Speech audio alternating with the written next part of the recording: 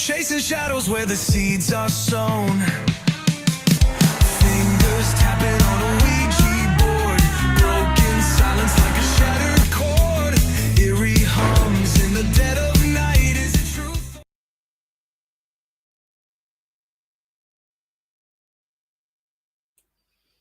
What's up, everybody?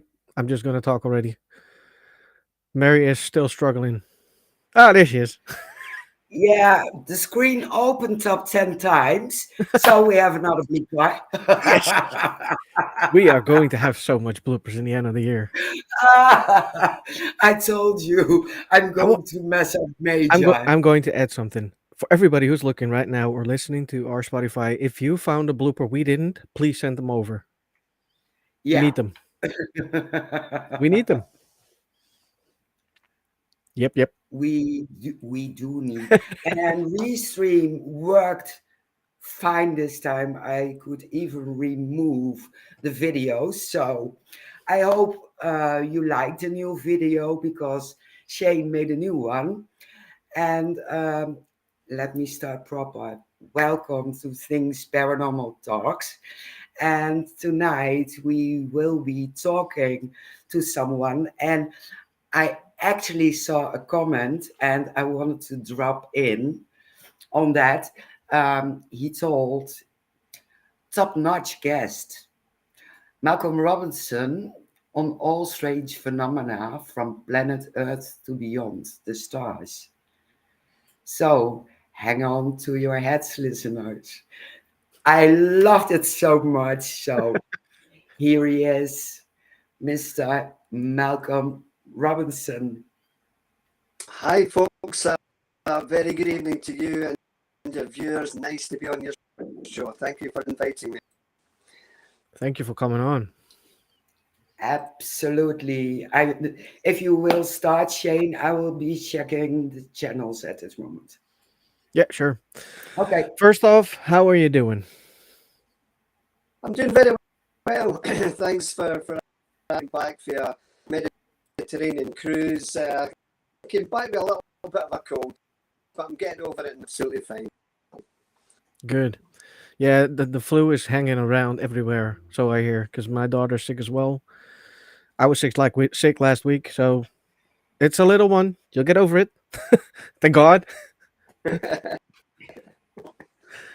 Well, we invited you to talk about UFOs and everything you do, which is a lot, which I already heard.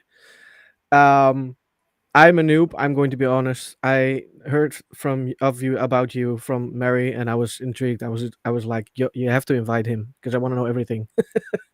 Yeah. So, how did you start with UFOs? Well, I've said on countless shows. As a small boy growing up, and I always had this fascination for all things weird and wonderful. I was absolutely fascinated with UFOs. And as a small boy in primary school, we got this book to read in who crash landed in a woodland, and these two kids skipped off school. They found these wonderful journeys. Now, obviously, it was a fictional tale, but that grabbed my imagination. And I was reading, reading the books of Eric Van Daniken, Jenny Raffles. I watched shows of the Twilight Zone. We then started to see wonderful movies coming from America, like the War of the Worlds, and again these all was like fuel to the fire, on ghosts. But these were fictional books, and I went, no, I've got to read something more. So I'm reading books about poltergeists by Colin Wilson and other famous researchers. But I didn't think there were any validity. I did not think there were any validity to ghosts, UFOs, poltergeists, but a lot of nonsense. I honestly felt nonsense, and I'm going to disprove this. I'm going to set out, and in 1979, I started entitled "Strange Phenomena Investigations," and the aims of it collect, research, and publish accounts relating to most aspects aspects of, and to purposely endeavour to try and come up with some answers to account for what. Am I still a skeptic? No, I'm not, because I found over 45, 50, speaking to people in the UK and Europe and elsewhere, these people are traumatizing incredible things. And yes, there is a lot of hoaxes and misidentification, but in the main, I would not be dealing with this wonderful, wonderful subject. We're dealing with something real. We're dealing with something tangible, something that's, and I've been on this wonderful journey all these years. I'm still doing it. I'm just a nobody. I'm just a guy who's interested in these wonderful subjects from the British government, the American government, and the world's government. So in a wonderful journey, still, and I love it every single second of it. Yeah. Yeah, Oh, awesome. definitely. I've seen you in a documentary on TV here in the Netherlands, and you were researching, I think it was a close encounter, and you told so much about it, and not everyone knows it, not everyone's seen it, but you know which encounter I mean. There's a few of them. Could it be the Declan Woods case, the forestry worker? Yeah. Yeah. Is that one? Yeah. Well, I was just a young boy. I was back in 1979, the year I founded our society, and a fantastic case, this close encounter case, and it dropped into my lap age. And it's a massive story. Obviously, I needed to write a book about it. The dents, it's on Amazon, but here's the story. It's a famous story, but for those viewing and listening, 61-year-old forestry worker Robert Taylor was employed by Development Corporation. Livingston is a small town near Edinburgh in central Scotland. To you viewers, that he was a war hero. He went over to France and helped liberate the Nazi presence from Europe. He also helped Nelson concentration camp. We know the horrors that was happened there. When the war finished, he settled back in Scotland, enlightened people. He had interest in UFOs. They were the furthest thing from his mind. Obviously, I'd read about them in newspapers, but it was a big thing in his life. All that changed on the morning of November the 9th, 1979. Woods in central Scotland in his departmental pickup truck. He was accompanied on by his Irish red setter dog Lara. It's a journey he had made before. His purpose in doing so was to ensure that no cattle or sheep strayed into the woods, but he enjoyed doing it. He got out of his truck, he walked right, trees to the left, trees to the right, accompanied by Lara, his dog. Came upon a clearing in the forest. He couldn't believe what he was looking at. For there, about 10, 12 feet above the surface of the grass, was this shaped craft with a flange going around its perimeter and cross-like projections. And he's standing there looking at this. What's this? Seen the likes of this before? And his dog is barking furiously. Then it rematerialized, it solidified, it desolidified. You could see, and as if this whole scenario couldn't get any more weirdly, it did. For what resembled 2 seconds, those spherical balls with the spikes that bobbed along in the North Atlantic channels. These mines would explode. Similar to that. Dropped hovering craft, impacted on the grass and started rolling across the grass. And he's looking at these things. There was only about 3 spheres with the spikes, and he stopped.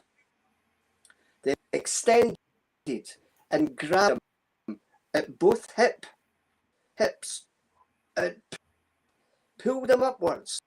And at that point, he remembers a swishing sound, wooden stick, and you swished it over the air, and then a terrible pun, like burning brake linings. If you put your foot on the brakes in your car, it comes up through the foot. This horrible smell pervaded the whole area. Then he lost. When he regained consciousness, thank God, this large object were gone. But what he did find was over 40 holes in the grass, triangular and circular holes in the grass, and 2 ladder-like grass. He found that he had a nasty graze under his chin. He had a graze on his trousers were ripped. His clothes were all muddy. And he managed to stagger back to radio base to phone his boss. He couldn't speak. He had lost his voice. And somehow he managed to reverse his pickup truck into a small, shallow ditch, the back wheel.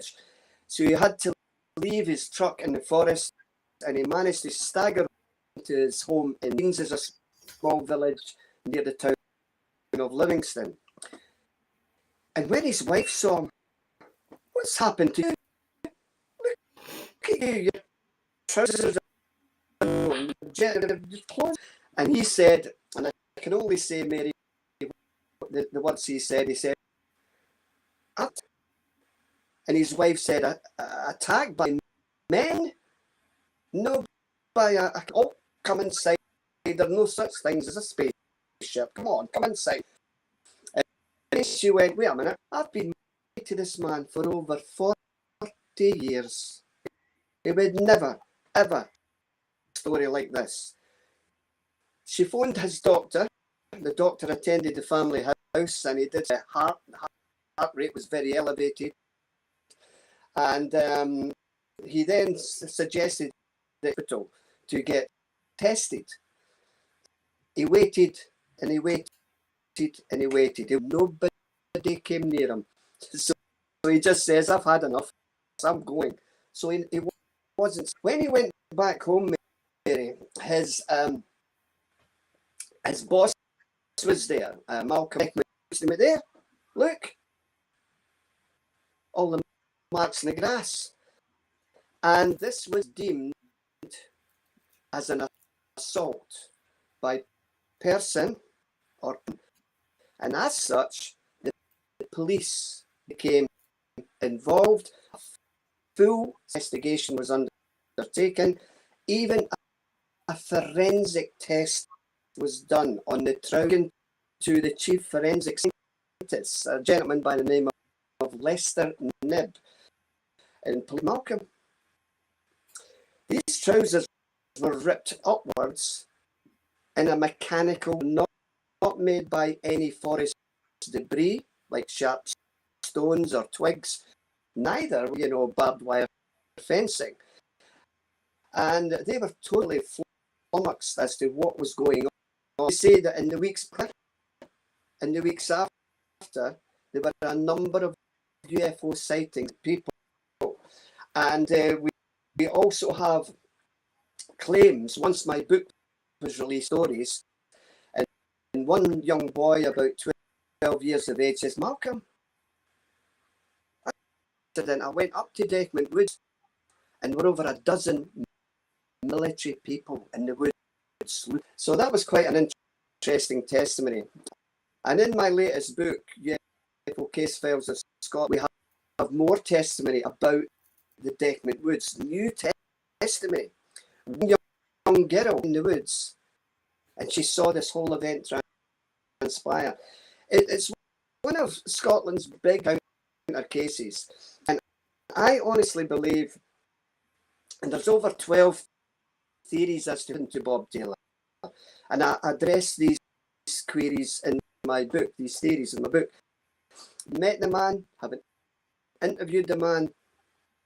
That man was telling the truth, as he's in the right place at the right time, or the wrong place at the wrong time. And he said, "My God, how I wish you had been there to see this enormous." So, but what was it doing there? We've got to ask ourselves what it was doing there. And I've only said that kind of gives you an idea of what happened in that case. One case, I evaluate my skeptical thoughts, and I went, you know what? I think there's something going on.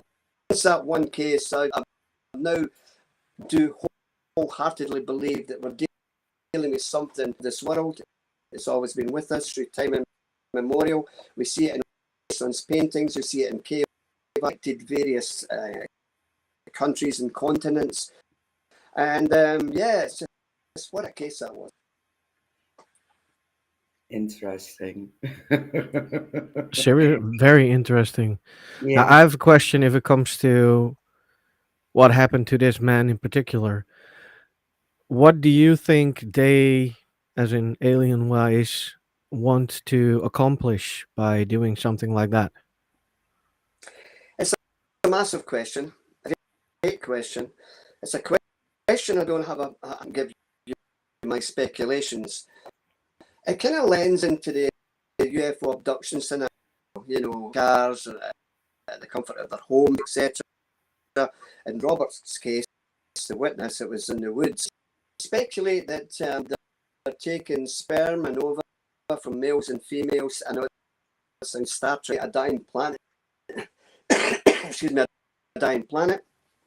Or, it could be something from us, some form of genetic manipulation. That's only, who's to say that what we're seeing in the skies actually maybe we are the experiment. They are the gods. They placed us here. It's nothing to do with species. I don't know where that leads us with Christianity. We can maybe address that later. But maybe do for them. As for Robert Taylor, we don't know true. He was hypnotized by a stage hypnotherapist by the name of Robert Halper, and all we learned from that is he took Bob back in time to that eventful morning.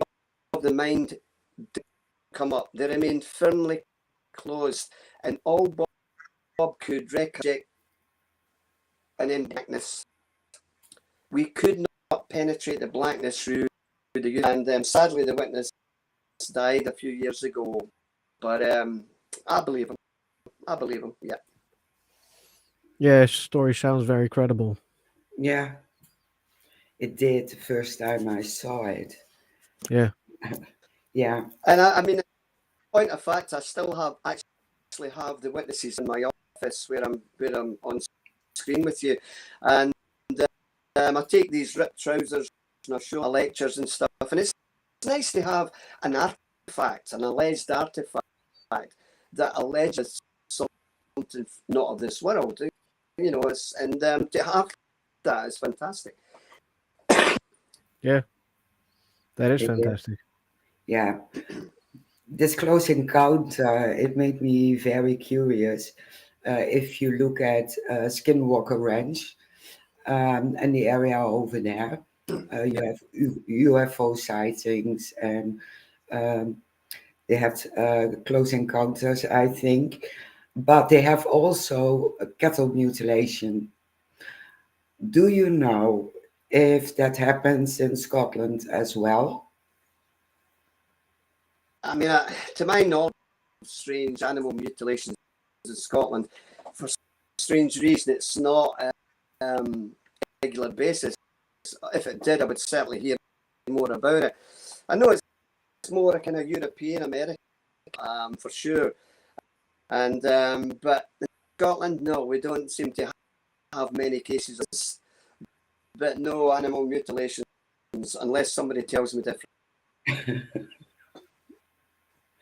Well, I thought it was strange because we jumped into UFOs and the phenomena a while back, and we didn't hear anything in these parts of Europe and not in the UK. So it made me double curious. Um, Yeah. so it's just in the States.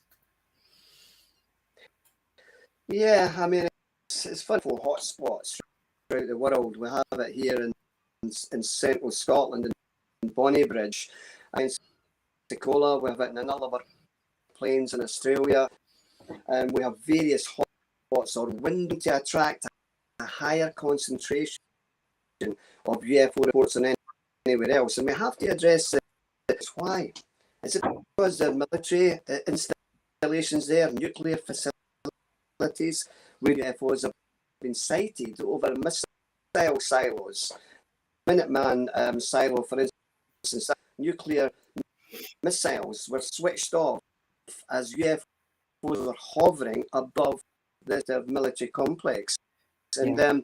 I mean, people say should be alarmed, should be these. I think if they wanted it to cause us any harm, they would certainly. The big problem is we're still having these UFO abductions. It begs the question on a show just the other day there. Is it because something else? And what I mean by that, I can't remember if she's American or Australian. I think she was American. A lady by the name of Mon, lots of UFO sightings and encounters with beings. And she got these two to come with me. Come with me and you'll see me being taken by aliens. Yeah, absolutely. So she drove in her car, picked up these two in the back of the car, and Maureen Puddy was right in the front. And then suddenly she said, they're coming. So of course the two researchers are like, wow, this is going to be great. They're almost here. They're here. They're ahead. I'm going now. The thing is, yeah, she was still in the front seat of the car. So my question, my speculation is not a physical abduction. Could it be just that they're taking the etheric or from that person? Again, that's big speculation on my part. So it's not the physical they're taken out, but that's just speculation. So, but yeah, because crazy. It does make sense because if they are still here and they're only taking your soul with your consciousness, you have the feeling you've been abducted, but it won't solve those abductions of people who claim to be operated on, being tested, had items put in their body, because there's proof for that as well. Oh yeah. I mean, we have such a case of that very nature. Yeah, it does. And you wrote a lot of books about UFOs, I think. Yeah, I mean, the main reason to write books, and I've said it before in other shows, is it's not to make money. You don't make money out of writing. No. If people tell me these wonderful stories and I check them out to be true, what am I going to do with them? I keep them forever. These stories have got to get out in book form. So England or Canada will go, hey, that happened to me. The very same thing. Important when people tell me their stories, and once I validate them, that they go into these nice, hey, we're dealing with something real here. And, you know, I educate the people, eat the skeptics, and say, look, have a look. It's like driving a car. You've got to study the highway code, and that makes you a more prolific driver. And it's the same with the UFO enigma. Once you take on board, yes, there's a lot of nonsense out there, but in your heart, you will know that rings true. There's a wealth of information out there for the young people who are becoming more and more interested. And so this is why we write the books. And the A70 UFO incident, reported UFO abduction, is a massive, massive case. And if you want me to do so. Absolutely marvelous. Yeah, I just looked up a few books. UFO Cave Files. I do that. And let me see. Now they, That's the latest, folks. Get Amazon. yeah, UFO Case Files Case of Files of Scotland, Scotland. Volume Yeah. 3. Yeah, I was looking for that. So there are two previous, obvious. Another blooper. Oh my I mean, God. it's not just UFOs I'm interested in. Of course, it's not. It's the paranormal. It's Loch Ness. Series in general fascinate me, and we're trying to find out what is behind these wonderful mysteries. Yeah, and I've said before that my main heart lies with the paranormal, with the spiritual side of the nights and haunted houses, and I've seen a whole bizarre range of stuff that, man, and I've seen it with my own eyes, you know. And Yeah. but yeah, UFOs are still there. Still a big part of Robert Taylor, the 70 case, and Falkland Hill, and various other ones. Yeah. Yeah. And you already mentioned it. The Loch Ness Monster.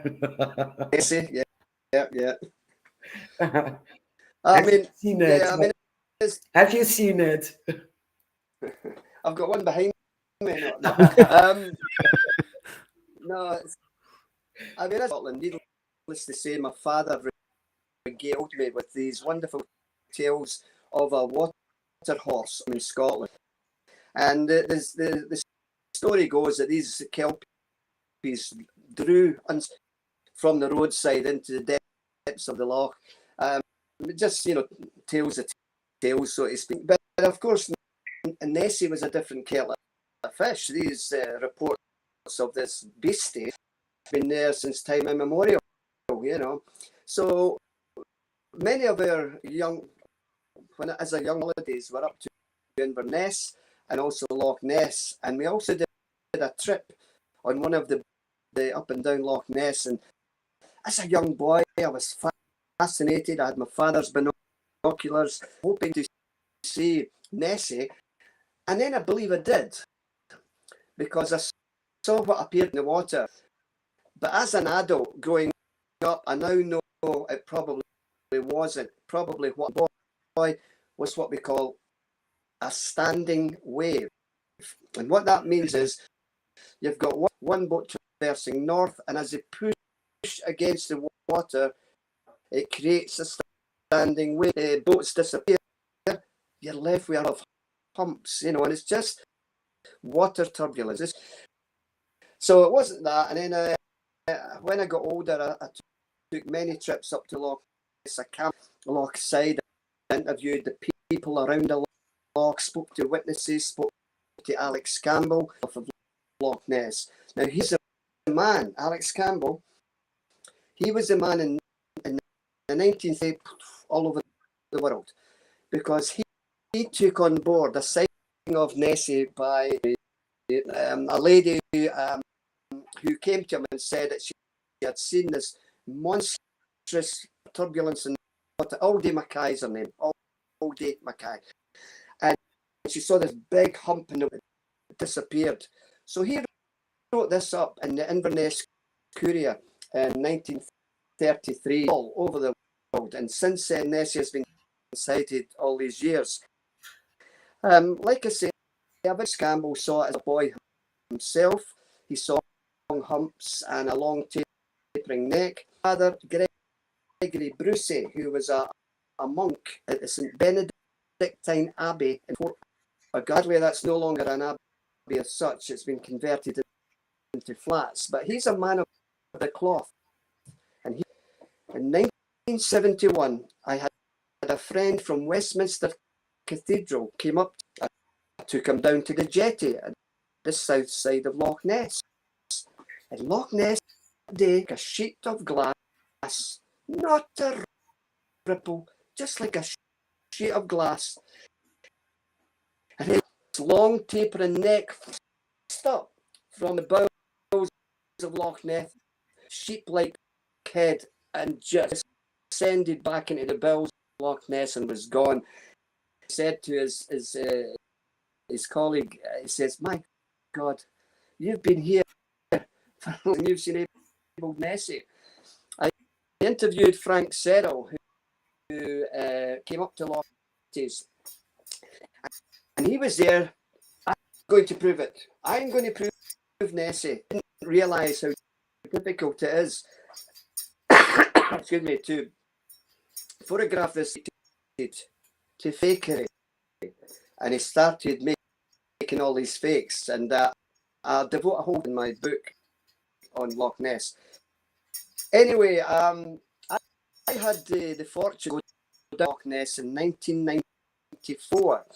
It was a 25-foot submersible. It was sponsored by Swatch watches. It had a large front toughened glass and nose of the submarine. Outside were very, very, very strong halogen lights to penetrate the Loch Ness. There were also a porthole in the floor of the submarine, toughened glass, to about, once you get past 12 feet, it's not peat stained anymore. It's heavily peat stained. It is, but only the 12 feet. After that, it's crystal clear. And submarine. We went to a depth of about 600-700 feet. The loch had the floor just disappeared. And I said to the skipper, he went, no, we've got to stick to our allotted course. Now, there were no fish at sea lights. The loch floor was sandy silt, the odd rock jutting out vegetation at that part. This was, the submarine was billeted at Drumloch Ness, and it was the most fantastic hour I've spent in my life, but just Ness, absolutely fantastic. Then in the 90s, I had a phone call from a journalist. He said, "Malcolm, the actor Ted Danson is doing a movie about Nessie. Got any thoughts about it, etc.?" I said, "Well, yeah." I says, "Funnily enough, at this point, I had devised a trap." I know it sounds crazy, but here we go. I just trap to capture Nessie. Now, if you think of a boxing ring, yeah, square, got the ropes. Imagine that as a big tower with all the ropes. Spherical balls with radio biopsy darts sticking out of these spherical. Inside this device would be a machine turning out a fish puree. So any large creature it pushes against these ropes will radio biopsy darts like a grenade and penetrate the creature's side. Oh, great. So away he went.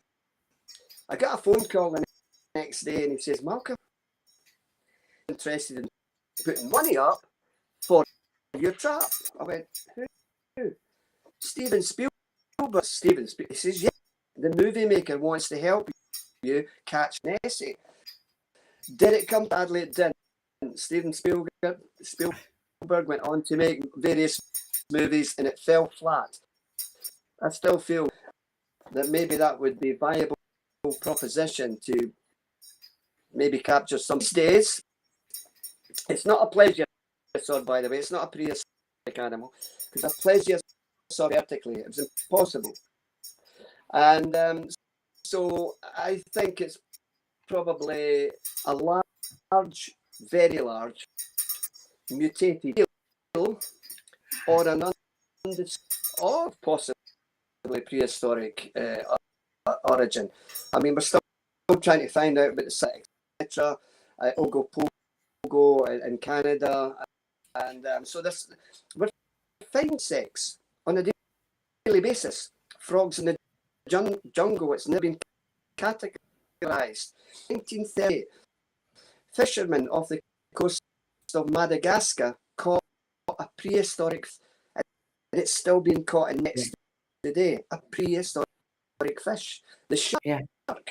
So yeah, Loch Ness, dear to my heart, love it dearly. Yeah, so do I. And I just want when you started about the prehistoric part, and it could be this or it could be that. When I showed Loch Ness to my children, the first thing they said, "Oh, dinosaur." I was like, "They're right.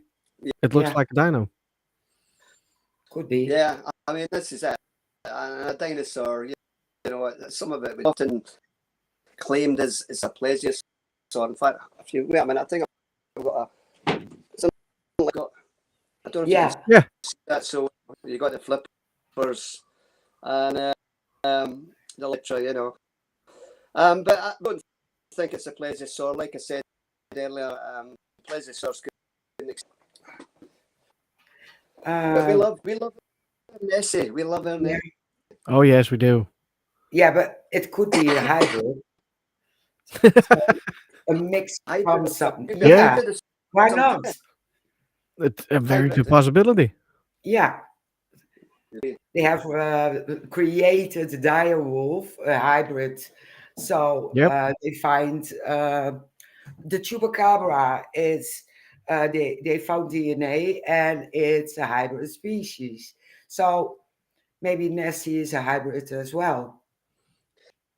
They say that about the chupacabra, that maybe it was made some tests on this creature and made a kind of chupacabra, and some, excuse me, somehow, I don't know. There's so many stories. Yeah, There's too many stories. absolutely. Yeah. And the scientists are fighting all over it. So. They always do because they can't Yes, find out what it is. exactly, exactly. Well, do you also research cryptids, especially for Lois? Yeah, I mean, we have. I've got a number of models here in my office. I don't know if you can see this one. Is Pascagoula Oh, alien, and that was made for me by Jason Gleaves. He's a model maker. It's a model maker, and he makes a lot of my models of UFO sighting. I've got worlds. I've got the Tic Tac, the USS Theodore yeah, Roosevelt models of that. I also have over my left shoulder. You're right. Will be a model of the G. Wells machine. So I just love my models and etc. We have here as well from Lost in Space. I don't know if you can see that one there. And I have Gort, the robot, from The Day the Earth Stood Still. And it's just nice, the artifacts in my office, and along with all my books behind me, it's just a cave, you know, like a sanctuary for myself, do all my writing and do my emails and contact people. It's just great to have a proper office where you can do these things. yeah, absolutely. We have a comment especially for you. From Greg Goss. I have 2 shows a week on the Supernatural 8 network, and one on Wednesday is on ITC. I'm so glad to hear you're on this one. So, from Craig. I just love speaking to people these subjects because not a lot of people know about the Scotland. Let's be honest, and it's nice to come on to a Dutch program cases and Nessie as well, and Yeah. it's just great. The Bob Taylor incident. When I finished my book on the case, as I said, more people were coming. The story I'm about to tell you is in the latest book, which is that I'm going to plug it again. Yeah. So here's the story. I'll do it. Yeah. So this is what the guy told me. The guy, I have about 5 big husky dogs, beautiful dogs, big tall. They're scared of nothing. I took them up to Deckmont Woods. Now this is years. I took these dogs up to Deckmont Woods along with my friend. He had his dogs, and then suddenly a fast-moving light streaking through all the trees at Deckmont Woods, and he went. Continued his walk with his dogs, and then his dog stopped, and hind leg and a whimpering, and he went, "What's the matter with you?" He says, "Malcolm," and suddenly they're backing up, they're going back the way, and then he says, "Then I saw it. You won't believe me, Malcolm. Tell me." He claimed he saw what we call a part wolf, part dog. It's all furry, black, and it had this snout, and it said it was red eyes, and it was only a matter of feet away from him, and eyes upon eyes upon eyes, and he says, "I don't know you'd done excited, and I guess I was frightened, and then suddenly the thing. Now these dog men sightings are worldwide, as we know, and to come up in Deckmont Woods, the scene of one of Scotland's biggest cases, and that full story, more of that's in the latest book. Yeah, crazy. Dogman sightings. I'm so jealous. You know why? We don't have that much sightings about cryptids or whatever. Shane has seen a cryptid, and I think I never seen one. Well, would you believe? I know this is going to sound weird from my perspective. We have a lady researcher here in Scotland, and big foot creatures roaming the wilderness parts of Scotland, because parts of Scotland is all kind of wilderness, and they've been, these moved up like a tent pushed against a main tree are signs of what a Bigfoot will do. And I've not really researched this myself. I can only go by. She gave a wonderful presentation for a Paranormal conference a few years ago, where she went on stage and blew everybody away, wax and marks and howls and everything. And to think we've got that in Scotland, it's exciting. Don't you just love this subject? I love it so much. Oh yes, definitely. Yeah, I can't talk enough about it, and I want to know everything, and I even want to experience it. Yes, so do I. Yeah. Uh, for example, Kelpie. Come on, let's go. Let's find a sighting. But I think I'd like to tell you about. I mean, I don't know how much the Dutch people know. 70 case. Shane and Mary, are you aware of the A70 UFO? I heard about it. Yes. I haven't. I've seen a lot, but I can't remember hearing about that. Okay, you sitting comfortably? I am. Yes. Okay, I'll try my very best to give you the short version. Right, this is for the Dutch story, but I'm just hoping, again, I'm trying to awaken the Dutch viewers to this. 1992, Gary Wood was employed by the St John's Edinburgh.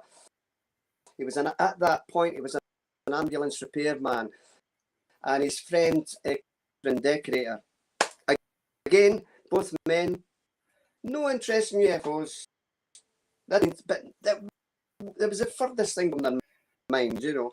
And so on that August 92, they travelled from Edinburgh, the capital city of Scotland, to take us to some friends in a small village in Brax. Now, as you leave the tenement buildings, the grey buildings, eventually the road, the A70, and its fields for miles and miles, farmers' fields, a little reservoir, a little house, sheep, that's all it is. So it's dark, and they're driving down this road, and such large, two-tiered, shiny black object hovering above the surface of a sharp corner of this. They knew, as most people in close proximity sightings are aware of, this ain't no helicopter, this ain't no aircraft of any description. What do we do? I've done this on many shows, so if you can imagine, this is UFO. This hand is a car. It was directly underneath this hovering object. This object shimmering curtain of sparkly mist, sparkly snowflake mist beneath this hovering object hit the car. And as soon as that effect hit the car, developed in total and inky blackness. They couldn't see their hand, couldn't see each other, they couldn't see the dashboard of the car. Are we dead? Is this what death looks like? They regained their sight seconds later, apparently, we don't know for how long. The car was on the wrong side, wheel back onto the left-hand side of the road. That's where we drive in the UK, of course, left-hand side. And Brax, this house, this people. No, the door, no answer. Eventually, the lady of the house opened up an upstairs window. What time do you call this? What do you mean? An hour and a half late, you should have been. Now, the journey should only have taken 35 minutes. That's over that. An hour and a half over that. So they proceeded to tell the occupants of the house, they roared with laughter. They got laughed out of the house. Now that night after, they had strange dreams of these small grey beings, large pear-shaped head, black inky almond shaped eyes coming into their dream world. And then scars on their body that were not there before. There. So Gary's thinking, surely this can't be one of the founders. But what if it is? Who do you go to? Who do you tell? So he the library in Edinburgh. He went to the UFO Paranormal section. He picked out a book by the wonderful Jenny S. And our contact details for SPI were in that book. Long story short, we invited him to my home, and at that point I advocated the use of hypnotic regression. Guys, would you be happy to go under hypnosis just to see if perhaps something else might have happened? Oh, come please, we'll do anything we need to. Us, our workmates don't believe us. We're getting laughed at all the time. We need to make it happen. And I says, yeah, of course.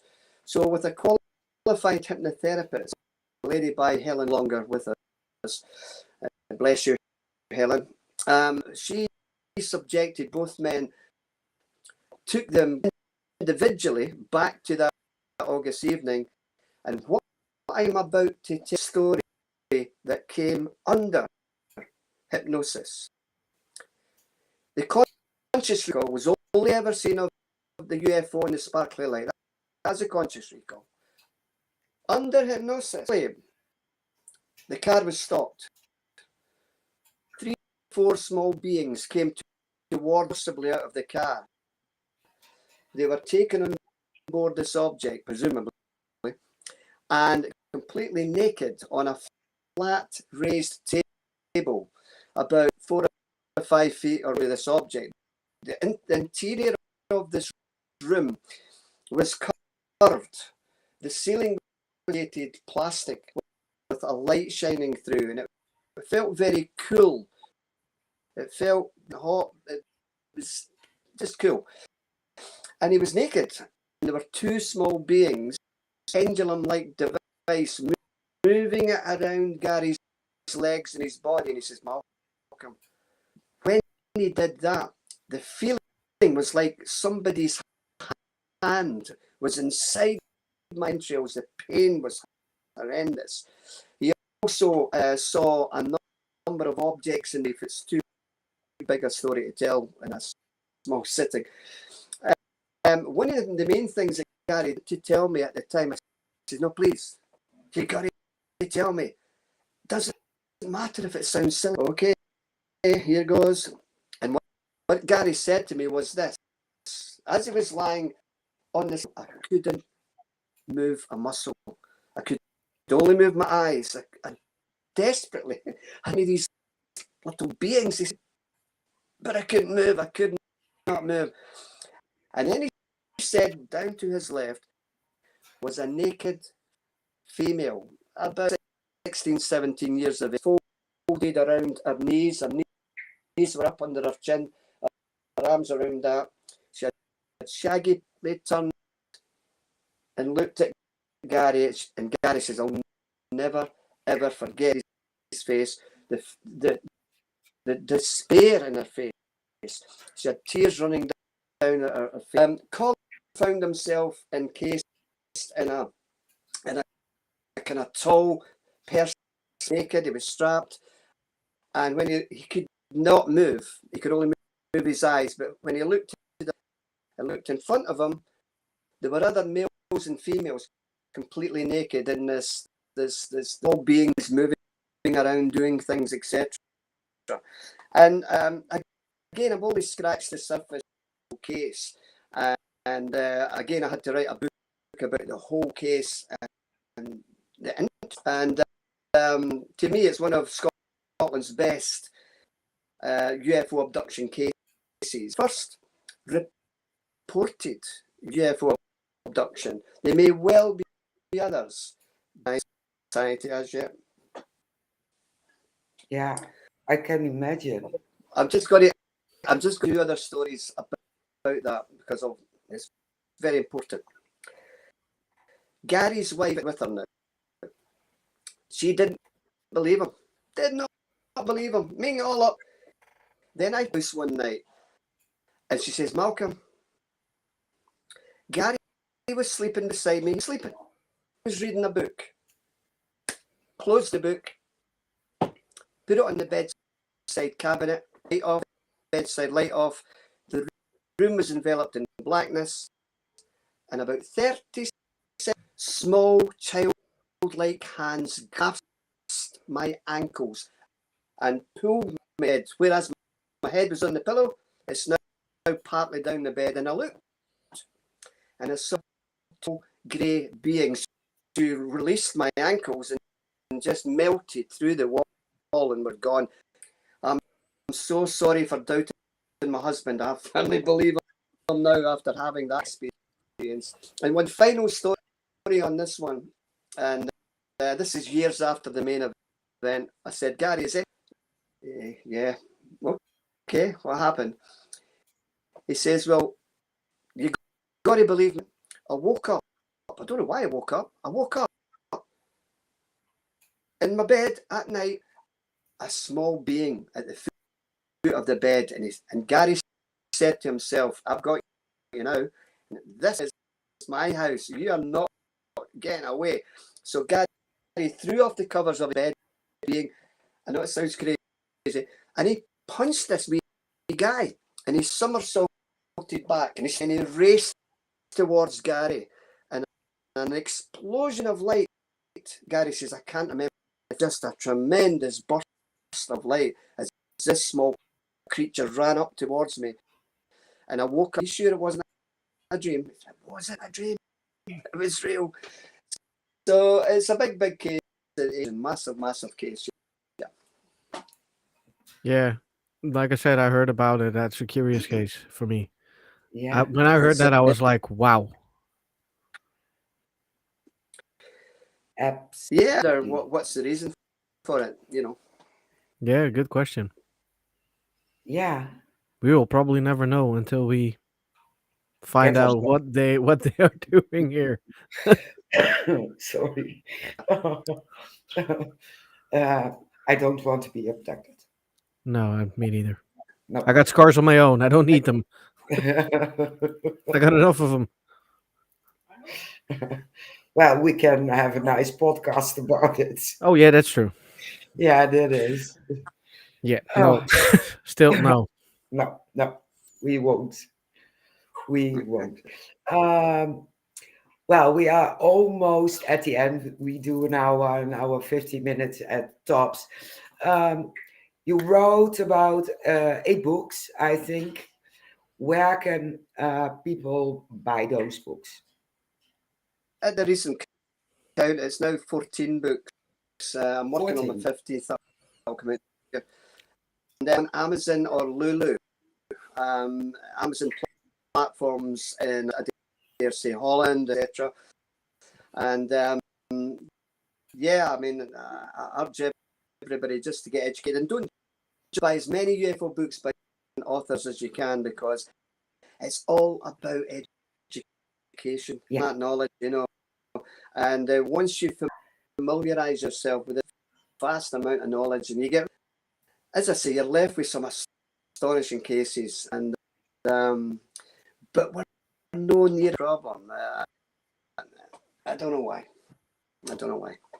Yeah. If people want to follow you, where can they find you?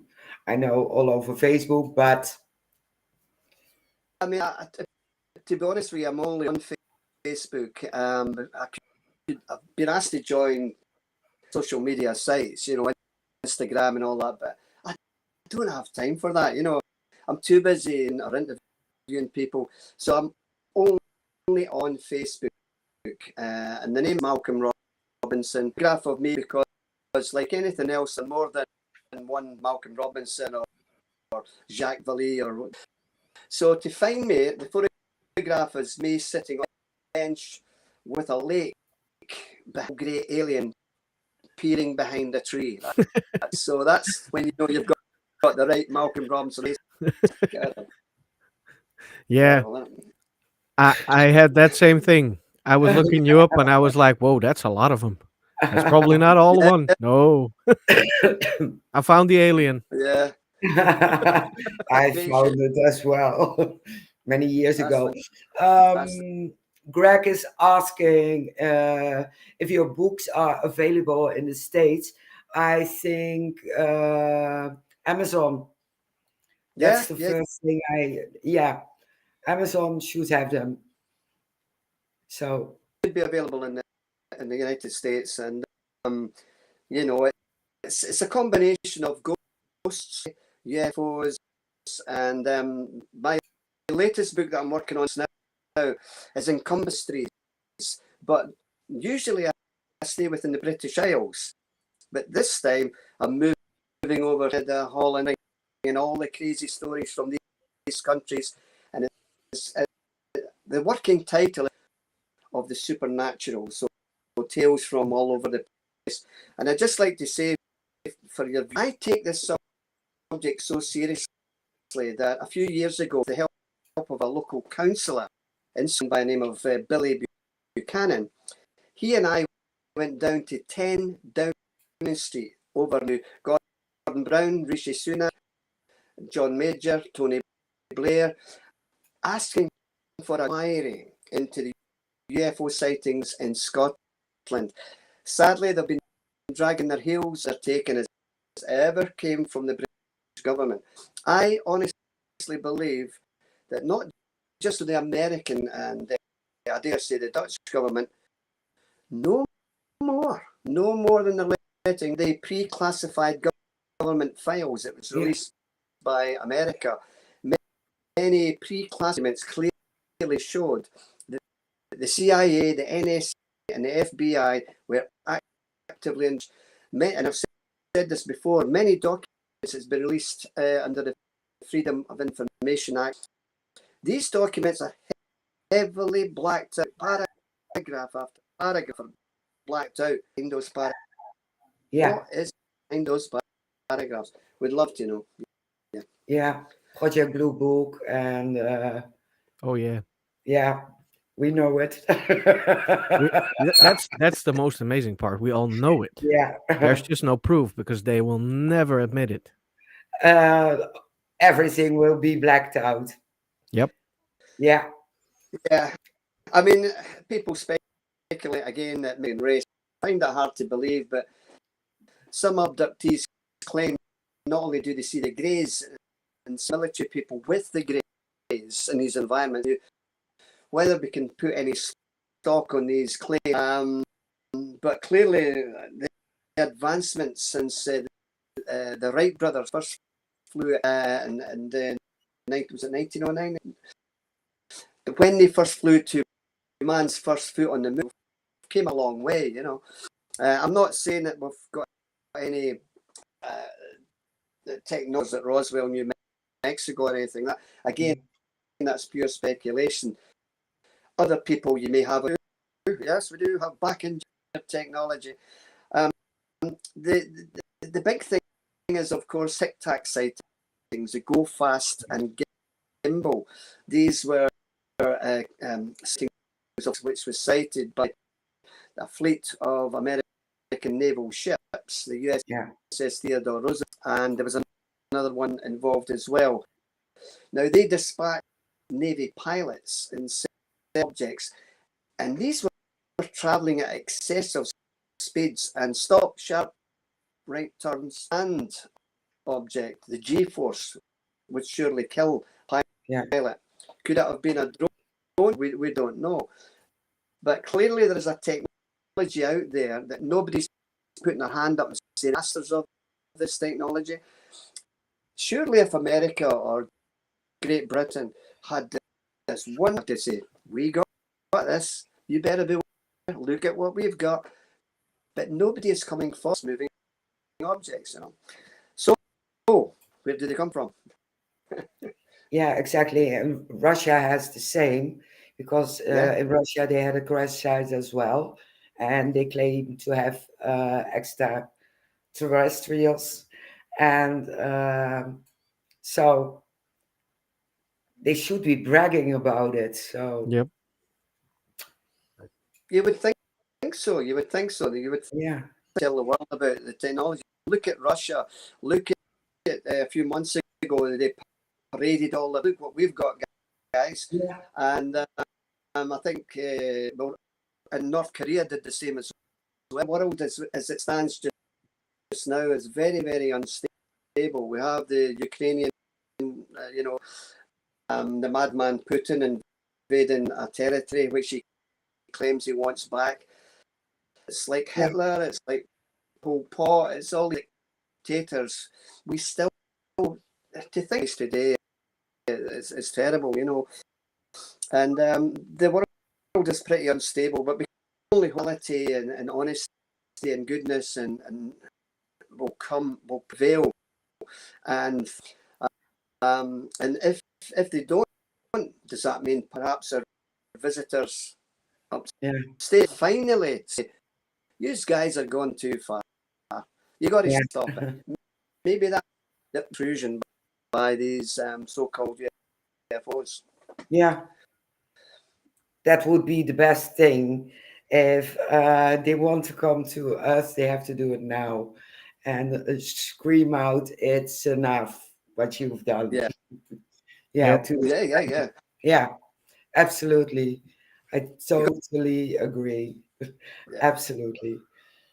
I'm out of questions. So I just saw the comment of Craig. He said, Yeah. "I'll look you up, Malcolm, on Facebook. Thank you, and thank you for the great show." Well, which we want to thank you, of course. We of course want to thank you for the great show and coming on with us. It was a Yes, complete honor to have you.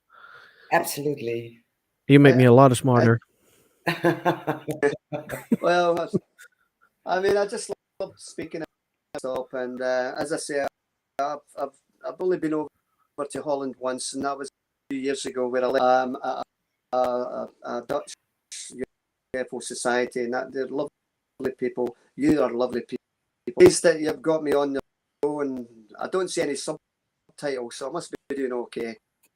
Oh, you're doing pretty good. Yes, Yes, you do, you do. you're completely understandable. And I'm not asking what, so so I'm improving. Oh yes, oh yes, definitely. Well, we are at the end of this week's Things Paranormal Paranormal Talks. talks. Yes, Yes, and we talked to Malcolm Robinson. And thank you all for joining. Thank you, everyone in the chat and on YouTube, just listening and saying hi. We saw you. And next week, this was practice. Um, I have to listen to Scottish people next week again yes, because next week, and this is going to be a major spoiler, uh, we have Haunted Scotland. We have Ryan and Greg. So if you want to know more, write down your questions. It's our Halloween special on Wednesday evening, yes, it is. Haunted Scotland. So All right. Thank you all for watching, listening, and thank you, Malcolm, for joining us. And we hope to see you again soon. It's a pleasure. Thank you very much.